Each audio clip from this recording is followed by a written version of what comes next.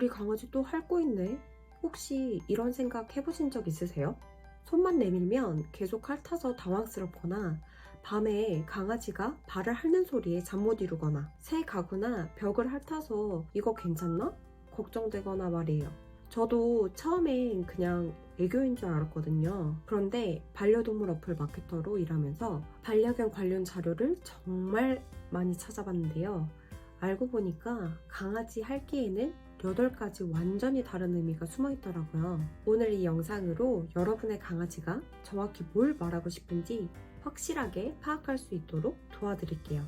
첫 번째, 애정 표현. 강아지가 여러분의 손이나 얼굴을 핥는 건 말 그대로 사랑해요 라는 뜻이에요. 이게 과학적으로 입증된 게 어미 강아지가 새끼를 핥아주며 보살피는 본능이 성견이 되어서도 애정 표현으로 이어지는 거거든요. 이때 강아지 뇌에서 옥시토신이라는 사랑 호르몬이 분비되면서 행복감을 느끼게 돼요. 집에 돌아왔을 때 달려와서 핥는다면 돌아와서 너무 기뻐요 라는 뜻이에요. 다만 너무 과도하게 핥는다면 분리불안의 신호일 수 있으니까 외출 전에 충분한 운동과 정신적 자극을 해줄 수 있는 노즈워크나 음악 이런 것들을 설치해 두시면 좋아요.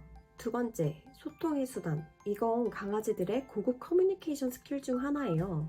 실제로 여러 연구에서 강아지가 인간과 소통하기 위해 다양한 행동을 사용한다는 것이 입증되었는데요. 특히 시선 응시와 함께 나타나는 핥기는 의도적 소통의 증거라고 하더라고요. 구체적으로 어떤 상황인지 볼게요.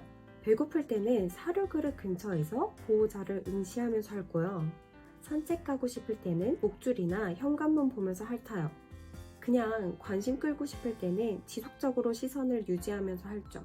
여기서 팁을 하나 드리면 핥기 후에 강아지의 귀 방향과 꼬리 위치를 관찰하면 더 정확한 의도를 파악할 수 있어요.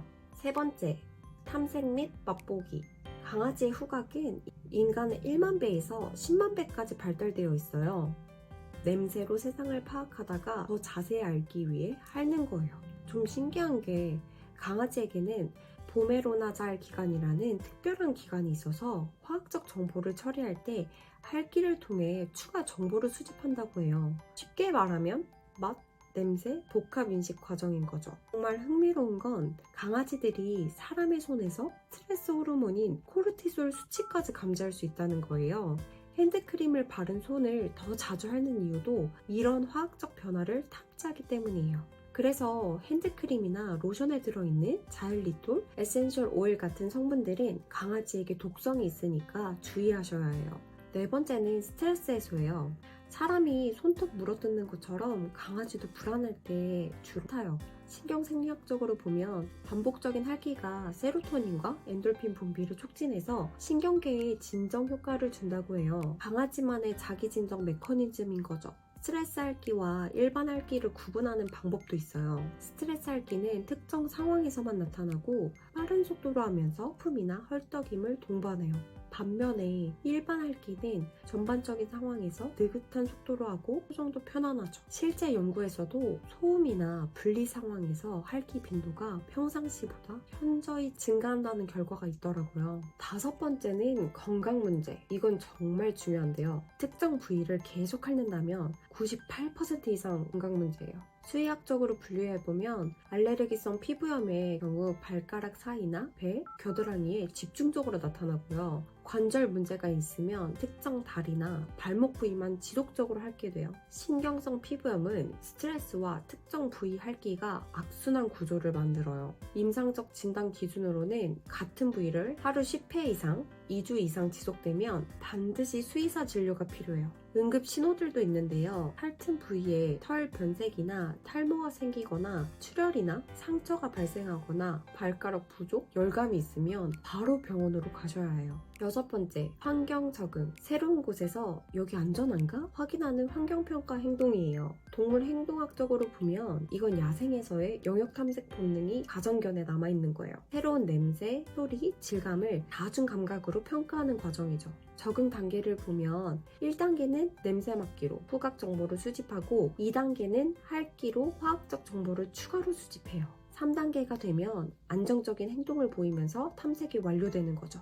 익숙한 냄새가 나는 물건을 미리 배치해주면 적응 시간을 50% 이상 단축할 수 있다고 해요. 7번째는 위계질서 확립. 당신이 우두머리예요 라는 사회적 복종 신호일 수 있어요. 비교 동물학적으로 야생 늑대 무리에서 하위 개체가 상위 개체의 입 주변을 핥는 행동과 동일한 진화적 요원을 가져요. 이건 갈등 회피와 사회적 안정을 위한 행동이에요. 현대적으로 해석하면 존중과 신뢰의 표현으로 이해하는 게 적절하죠. 지배 복종보다는 협력적 관계의 신호로 보시면 좋아요. 8번째는 피부 및 털 관리, 다각 그루밍의 일종이에요. 강아지 혀에 누드라는 구조가 털과 피부 청소에 최적화되어 있어요. 거친 표면이 각질 제거와 혈액순환 침 효과를 주거든요. 생리학적 효과로는 피지 분비를 조절해서 털 윤기를 유지하고 미세 마사지 효과로 혈액순환을 개선하고 체온 조절도 보조하죠. 그런데 여기서 정말 중요한 사실 하나를 더 말씀드릴게요. 강아지 핥기 문제 중에서도 발 핥기가 가장 복잡한 원인을 가지고 있어요.